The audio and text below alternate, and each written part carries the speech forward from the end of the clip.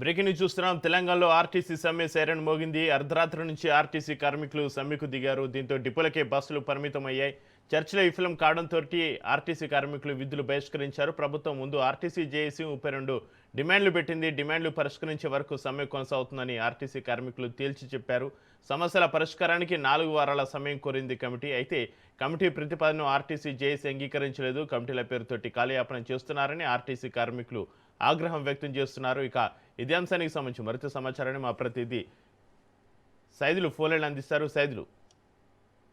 Chakri RTC సమ్మెలోకి వెళ్ళింది. ఈ రోజు అర్ధరాత్రి నుంచి ఆర్టీసీ కార్మికులు సమ్మెలోకి వెళ్తున్నట్టుగా కూడా అధికారిక ప్రకటన చేశారు. సో బస్సులు డిపోలకే పరిమితమయ్యాయి. నిన్న ఆర్టీసీ కార్మికులతో జేఏసీతో ఏర్పడినటువంటి వాళ్ళతో రాష్ట్ర ప్రభుత్వం ఒక కమిటీ ఏర్పాటు చేసి ఆ కమిటీకి సంబంధించి చర్చలు చేసుకోండి అని కూడా ఆహ్వానించాయి ఆర్టీసీ జేఏసీని. అయితే 4 వారాల పాటు సమయం కావాలని డిమాండ్స్ ఆర్టీసీ జేఏసీ ఇచ్చినటువంటి డిమాండ్స్ నెరవేర్చాలంటే 4 వారాల పాటు సమయం ఇవ్వండి, మేము ప్రభుత్వం దృష్టికి తీసుకుపోతామని కూడా చెప్పడంతో ఆర్టీసీ జేఏసీ ససేమిరా అనడంతో సమ్మెలోకి వెళ్తున్నామని కూడా చెప్పడం జరిగింది. గతంలో కూడా అనేక సార్లు మేము చెప్పుకున్నాం, రాష్ట్ర ప్రభుత్వం దృష్టికి తీసుకొచ్చాం. ఎన్నికల సమయంలో కాంగ్రెస్ పార్టీ అధికారంలోకి వచ్చే ముందు ముఖ్యంగా ఆర్టీసీని విలీనం చేస్తాం, ప్రభుత్వంలో విలీనం చేసుకుంటామని ఆర్టీసీ కార్మికులకు హామీ ఇచ్చి ఎన్నికల సమయంలో ఓట్లు దండుకుంది. అధికారంలోకి వచ్చి 2 ఏళ్లకు పైగా అవుతుంది.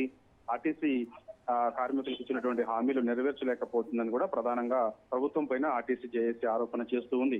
మొత్తం 36 డిమాండ్లతో రాష్ట్ర ప్రభుత్వం ముందు పెట్టి వీటిని పరిష్కరించండి అని కూడా ఆర్టీసీ కార్మికులు చెప్తూ ఉన్నారు. అయితే వాటిని పరిష్కరించాలంటే కనీసం 4 వారాల సమయం ఇవ్వండి. 4 వారాల తర్వాత ఒక నిర్ణయానికి వస్తాం.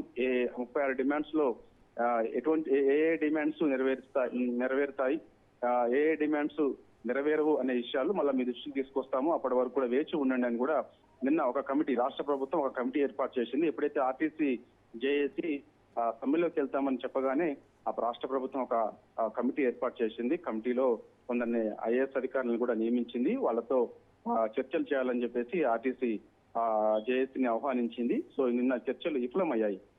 అంటే నిన్న 9 గంటల వరకు కూడా ఆర్టీసీ జేఏసీ తో ఒక కమిటీ భేటీ అయ్యి అనేక అంశాలపైన చర్చ చేశారు. ప్రధానంగా 36 డిమాండ్స్ నెరవేర్చాల్సిందే అని కూడా వాళ్ళు పట్టుబట్టడంతో సో అవి ఇప్పుడు నెరవేర్చలేమని కూడా ఆ కమిటీ చెప్పడంతో ఇక చేసేదేం లేక మేము ఖచ్చితంగా ఇక సమ్మెలోకి వెళ్తామని కూడా చెప్పడం జరిగింది. కాబట్టి ఇక వాళ్ళు సమ్మెలో ఈ రోజు అర్ధరాత్రి నుంచి సమ్మెలోకి వెళ్లారు. ఎక్కడ బస్సులు అక్కడే నిలిచిపోయాయి. సో ఎట్టి పరిస్థితులు కూడా ఎన్నిక తగ్గేది లేదంటున్నారు. కాబట్టి చూడాలి మరి ఈ రోజు రాష్ట్ర ప్రభుత్వం మరొకసారి అంటే ఆర్టీసీ జేఏసీని చర్చలకు ఆహ్వానిస్తుందా లేకపోతే వదిలేస్తుందా ఏంటనే తెలియాలి. ప్రస్తుతం అయితే చక్రి మొత్తం డిపోలకే పరిమితమయ్యాయి బస్సులు. సో ఒక్క బస్సు కూడా కదిలే పరిస్థితి లేదు. చాలా మంది ఇబ్బందులు పడుతున్నారు. వాహనాలు అంటే చాలా మంది ప్రయాణికులు ముఖ్యంగా అంటే వాళ్ళకి తెలియదు కాబట్టి సో బస్ స్టాండ్లకు వచ్చి ఉంటున్నారు. జేబీఎస్ ఎంజీబీఎస్ బస్ స్టాండ్ నుంచి తమ ఊర్లోకి వెళ్లేందుకు అందరూ కూడా ఒక్కసారిగా రావడంతో బస్సులు లేవు, సమ్మెలో ఉన్నారు అని చెప్పడంతో వాళ్ళు ఒక్కసారిగా అవాక్కయ్యారు. చేసేది ఏం లేక పడిగాపులు బస్ స్టాప్లలో ఉంటున్నారు. కాబట్టి చూడాలి మరి ఇప్పుడు ప్రయాణికులు పడుతున్నటువంటి ఇబ్బందులు రాష్ట్ర ప్రభుత్వం దృష్టికి ఆల్రెడీ వచ్చింది. కాబట్టి మరి రాష్ట్ర ప్రభుత్వం ఎటువంటి నిర్ణయం తీసుకుంటుంది, ముఖ్యంగా ఆర్టీసీ జేఏసీ ఇచ్చినటువంటి 36 డిమాండ్స్ ని ఏ విధంగా నెరవేరుస్తుంది ఏంటనేది కూడా మనకి తర్వాత తెలిసే అవకాశం అయితే ఉంది. మరోసారి అయితే ఆర్టీసీ జేఏసీతో రాష్ట్ర ప్రభుత్వం భేటీ అయ్యే అవకాశం అయితే కనిపిస్తుంది. డిమాండ్స్ సంబంధించి చర్చ జరిగే అవకాశం కూడా కనిపిస్తుంది. ప్రస్తుతానికి ఈరోజు అయితే మాత్రం డిపోలకే బస్సులు పరిమితమయ్యాయి. చక్రి అయితే సైదులు, గతంలోనే హామీలు ఇచ్చిన డిమాండ్లపైన మళ్ళీ అధ్యయనం చేయడానికి 4 వారాల సమయం ఎందుకు కోరుతుంది కమిటీ సైదులు? చక్రి అయితే గతంలో కూడా 36 డిమాండ్స్ మేము రాష్ట్ర ప్రభుత్వం దృష్టికి పెట్టినప్పుడు ఖచ్చితంగా నెరవేర్స్తామని హామీ ఇచ్చి మళ్ళీ వెంటనే హామీ నెరవేర్చలేదు రాష్ట్ర ప్రభుత్వం అని కూడా ఆర్టీసీ జేఏసీ చెప్తుంది.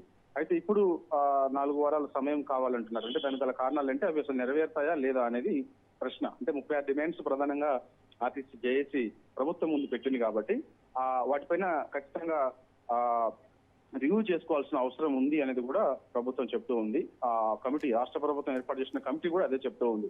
36 డిమాండ్స్ నెరవేరుతాయా లేదా అనే విషయాలపైన రివ్యూ చేసుకోవాలంటే కనీసం 4 వారాల సమయం ఈజీగా పడుతుంది అనేది కూడా కమిటీ చెప్తుంది.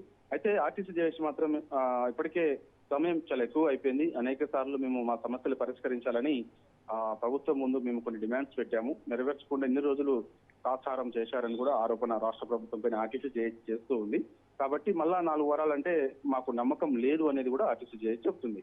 కాబట్టి సో ఇక చర్చలు విఫలం కావడంతో ఆర్టీసీ కార్మికులు సమ్మెలోకి వెళ్ళారు. ఈ రోజు నుంచి సమ్మె కంటిన్యూగా అవుతుందని కూడా చెప్తున్నారు.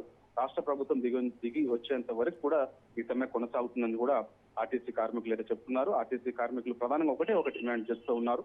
ప్రభుత్వంలో విలీనం ఖచ్చితంగా చేయాల్సిందే, ఆ హామీ ఎన్నికల సమయంలో మాకు ఇచ్చారు అనేది కూడా వాళ్ళు ప్రధాన డిమాండ్. ఇక మిగిలిన డిమాండ్స్ అన్ని కూడా ఇక పని భారం తగ్గాలని కూడా వాళ్ళు చెప్తున్నారు. 8 గంటల పని భారం 8 గంటల వరకే ఉండాలి, 12 గంటల వరకు కూడా డ్యూటీ చేస్తున్నారని కూడా ప్రధానంగా చెప్తూ ఉన్నారు. ఇట్లా మొత్తం 36 డిమాండ్స్ వాళ్ళు ప్రధానంగా రాష్ట్ర ప్రభుత్వం ముందు పెట్టారు.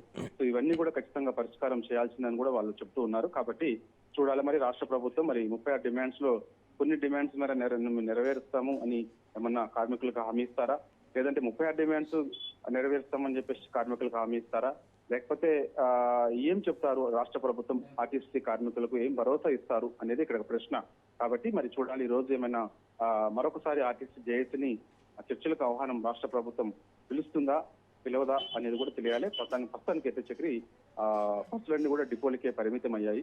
ప్రయాణికులు అయితే ఇబ్బందులు పడుతూ ఉన్నారు. మరి కాసేపట్లో మనం కూడా జేబీఎస్ బస్ స్టాండ్కి వెళ్తాము.